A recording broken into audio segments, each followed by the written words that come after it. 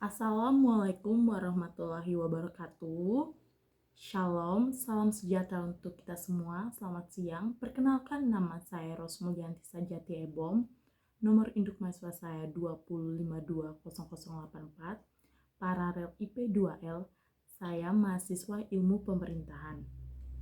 Di sini saya mengangkat judul tentang implementasi good governance di Indonesia. Good governance merupakan penyelenggaraan pemerintah yang solid dan bertanggung jawab sesuai prinsip demokrasi dan pasar yang efisien. Good governance merupakan konsep yang mengacu pada pencapaian keputusan yang pelaksanaannya dapat dipertanggungjawabkan. Good governance juga dapat diartikan sebagai tata pemerintahan yang baik atau positif. Nah, definisi good governance itu sendiri merupakan kegiatan suatu lembaga pemerintah yang dilakukan demi kepentingan rakyat dan norma yang berlaku untuk mewujudkan cita-cita negara di mana kekuasaan tertinggi berada di tangan rakyat, yang diatur dalam berbagai tingkatan pemerintahan negara yang berkaitan dengan sosial, budaya, ekonomi, dan politik. Dalam hal ini, tata pemerintahan yang baik juga termasuk dalam memberikan pelayanan yang baik terhadap masyarakat. Prinsip good governance itu meliputi 5 unsur. Yang pertama, transparansi. Yang kedua, akuntabilitas.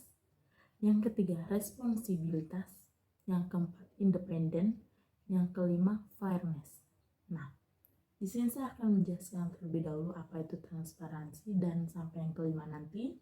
Yang pertama itu transparansi. Transparansi merupakan pelaksanaan tugas dan kegiatan yang bersifat terbuka bagi masyarakat, mulai dari proses kebijakan, perencanaan, pelaksanaan, pengawasan, dan pengendalian yang mudah diakses oleh semua pihak yang membutuhkan informasi tersebut. Yang kedua ini ada akuntabilitas. Nah, dalam akuntabilitas ini, prinsip dalam pelayanan publiknya itu meliputi kepastian dan ketepatan waktu pelayanan kepada masyarakat dan memperhatikan apakah pelayanan yang diberikan telah sesuai dengan yang pelayanan yang berlaku. Yang ketiga ini adanya responsibilitas. Nah, dalam responsibilitas ini prinsip di mana pemerintahan harus mematuhi peraturan perundang-undangan serta melaksanakan tanggung jawab terhadap masyarakat dan lingkungan sehingga dapat berjalan dengan baik dan pemerintahan dapat dikelola dengan baik dan benar. Yang keempat ini ada independen. Independen ini keadaan di mana lembaga pemerintah dikelola secara profesional tanpa benturan kepentingan dan pengaruh atau tekanan dari pihak manapun yang bertentangan dengan peraturan perundang-undangan yang berlaku. Nah, intinya pemerintahannya itu harus sehat. Nah, yang kelima ini ada fairness. Fairness ini bisa dikatakan kesetaraan dan kewajaran.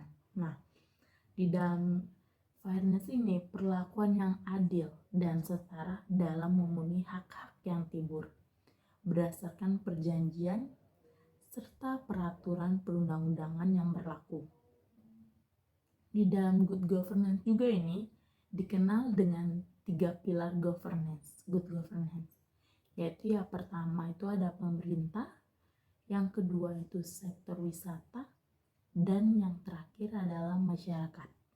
Nah, saya akan menjelaskan terlebih dahulu good governance di Indonesia mulai sejak kapan.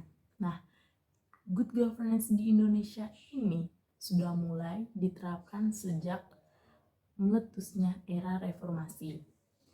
Good governance yang merupakan salah satu alat reformasi yang mutlak diterapkan dalam pemerintahan baru. Namun, jika melihat dari perkembangan reformasi yang sudah berjalan cukup lama, penerapan good governance di Indonesia belum dapat dikatakan berhasil.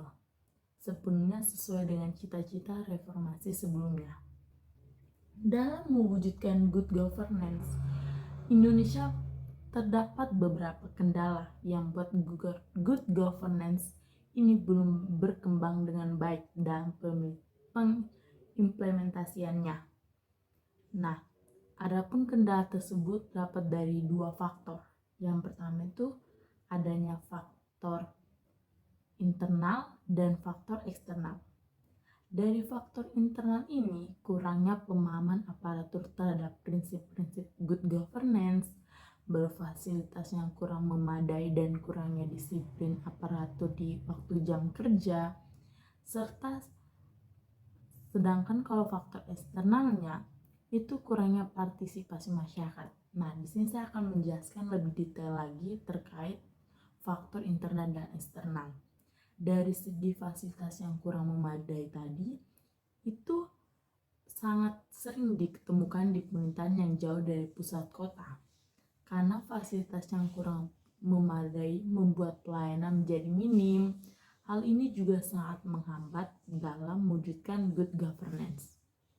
Yang kedua, dalam hal ini kendala internal itu sangat mendominasi banyak sekali ketidakdisiplinan aparatur di jam kerja, serta beberapa yang datang hanya melakukan finger saja atau absen, dan masih banyak pegawai negeri sipil yang terlambat masuk kerja, baik itu pagi hari maupun pada jam istirahat siang. Nah, menurut saya ini menjadi salah satu kendala dalam mewujudkan good governance. Lebih baik kan kita tahu sendiri bahwa negara luar pemerintahan yang baik itu dikarenakan ketepatan waktu, di mana mereka sangat menghargai waktu. Bagi mereka time is money yang sering mereka sebutkan. Sedangkan di Indonesia waktu itu sangat sering terjadi kayak penguluran. Nah, di sini saya akan menjelaskan dari faktor eksternalnya. Dari partisipasi masyarakat yang di Indonesia ini masih bisa dikatakan sangat minim. Nah, ini mempengaruhi dalam kendala mewujudkan good governance. Padahal dengan adanya partisipasi masyarakat itu sendiri dapat membuat masyarakat menggunakan haknya dalam mencapai pendapat kepada proses pengambilan keputusan yang mengangkut kepentingan masyarakat baik secara langsung maupun tidak langsung. Batu persyaratan minimal untuk mencapai good governance itu sendiri itu adanya transparansi tadi, akuntabilitas, partisipasi, pemberdayaan hukum, efektivitas dan efisiensi, dan keadilan. Kebijakan publik itu yang dikeluarkan oleh pemerintah harus transparan, efektif dan efisien, serta mampu menjawab ketentuan dasar keadilan. Penyelenggaraan pemerintah untuk menghindari berbagai hal yang tidak diinginkan oleh semua pihak, khususnya mencegah dan memberantas korupsi dalam pelaksanaan pemerintahan. Nah, tindakan korupsi ini merupakan tindakan yang sangat merugikan negara.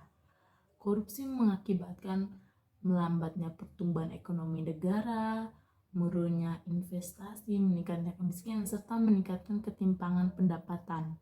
Korupsi juga dapat menurunkan tingkat kebahagiaan masyarakat di suatu negara. Nah, di Indonesia kasus korupsi ini sangat marak sekali terjadi. Oleh sebab itu, kasus korupsi ini bukan salah satu ancaman dari susahnya terwujudnya good governance yang lebih baik lagi yang dicita-citakan. Seperti itu. Karena yang kita lihat dari negara-negara di luar yang bisa dikatakan good governance itu udah berjalan dengan baik, pemerintahnya udah baik sekali, itu dikarenakan karena indeks korupsi di negara luar tuh sangat rendah ketimbang di Indonesia. Korupsi ini juga sering terjadi di kalangan para elit yang memiliki jabatan tinggi. Oleh sebab itu, di sini sebagai seorang pemerintahan harus juga mematuhi peraturan perundangan serta harus mengawasi secara ketat agar kasus korupsi itu menurun. Agar implementasi good governance ini bisa berjalan dengan baik di Indonesia. Mungkin cukup sekian penjelasan dari saya terkait tentang penjelasan saya tadi di atas, yaitu implementasi good governance di Indonesia untuk melengkapi ujian akhir semester saya mata kuliah analisis politik.